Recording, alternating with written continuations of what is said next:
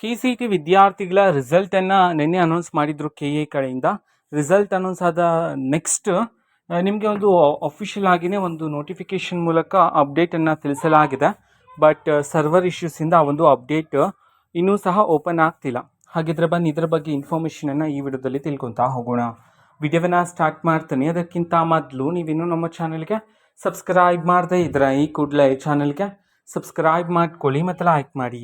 ಈಗ ನಾವು ಇನ್ಫಾರ್ಮೇಷನನ್ನು ತಿಳ್ಕೊತಾ ಹೋಗೋಣ.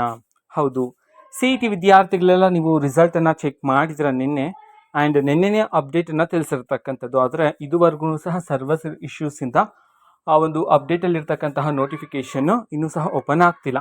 ಓಕೆನಾ. ಸೊ ನಮ್ಮ KA ಕಡೆಯಿಂದ ತಿಳಿಸಿರ್ತಕ್ಕಂಥ ಮಾಹಿತಿಯ ಪ್ರಕಾರ UG CET 2026 ಕನ್ನಡ ಭಾಷಾ ಪರೀಕ್ಷೆಯ ಕ್ಲಾಸ್ ಕೋಡ್ C ಮತ್ತು D ಅಭ್ಯರ್ಥಿಗಳ ಅಂಕಪಟ್ಟಿ ಅಂತ ಹೇಳಿ ತಿಳಿಸಿರ್ತಕ್ಕಂಥದ್ದು.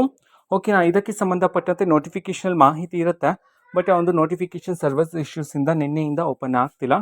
ಸೊ ನೋಡೋಣ, ಇವತ್ತು ಅಥವಾ ಇವತ್ತು ಸಂಜೆ ಅಷ್ಟರೊಳಗಡೆ ಬರ್ತಕ್ಕಂಥ ಸಾಧ್ಯತೆಗಳಾದರೆ ಇದ್ದಾವೆ. ಮೇ ಬಿ ಅದೆಲ್ಲ ಕ್ಲಿಯರ್ ಆಗ್ತಕ್ಕಂಥ ಸಾಧ್ಯತೆಗಳು. ಸೊ ಅಪ್ಡೇಟ್ ಅಂದರೆ ಇದೆ.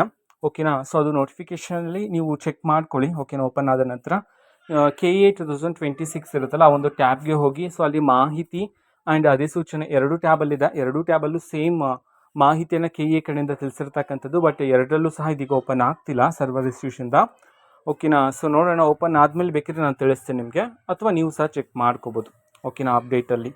ಸೊ ಇದು ಇವತ್ತಿನ ಒಂದು ವಿಡಿಯೋ. ಇದೇ ರೀತಿ ಇನ್ನು ಹಲವಾರು ಯೋಜನೆಗಳಿಗೆ ಸಂಬಂಧಪಟ್ಟಂತೆ ಮಾಹಿತಿ ಬಂದ ನಂತರ ಆದಷ್ಟು ಬೇಗ ನಾನು ನಿಮಗೆ ಇನ್ಫಾರ್ಮೇಷನನ್ನು ತಿಳಿಸ್ಕೊಡ್ತೀನಿ. ಅದಕ್ಕೋಸ್ಕರ ಚಾನಲ್ಗೆ ಸಬ್ಸ್ಕ್ರೈಬ್ ಮಾಡ್ಕೊಳ್ಳಿ. ಮತ್ತೀಗ ನಾವು ಫೇಸ್ಬುಕ್ಕಲ್ಲೂ ಸಹ ಈಗ ವಿಡಿಯೋಸ್ಗಳನ್ನು ಅಪ್ಲೋಡ್ ಮಾಡ್ತಿದ್ದೀವಿ. ಲಿಂಕ್ಸ್ಗಳನ್ನು ಡಿಸ್ಕ್ರಿಪ್ಷನ್ ಬಾಕ್ಸಲ್ಲಿ ಕೊಟ್ಟಿರ್ತೀನಿ. ಆ್ಯಂಡ್ ಮಾಹಿತಿ ಇಷ್ಟ ಆಗಿದ್ರೆ ನಿಮ್ಮ ಫ್ರೆಂಡ್ಸ್ ಆ್ಯಂಡ್ ಫ್ಯಾಮಿಲಿ ಮೆಂಬರ್ಸ್ಗೂ ಸಹ ವಿಡಿಯೋವನ್ನು ಶೇರ್ ಮಾಡಿ, ಜೊತೆಗೆ ಚಾನಲ್ಗೆ ಸಬ್ಸ್ಕ್ರೈಬ್ ಮಾಡಿಕೊಂಡು ಸಪೋರ್ಟ್ ಮಾಡಿ. Thank you. ಬಾಯ್.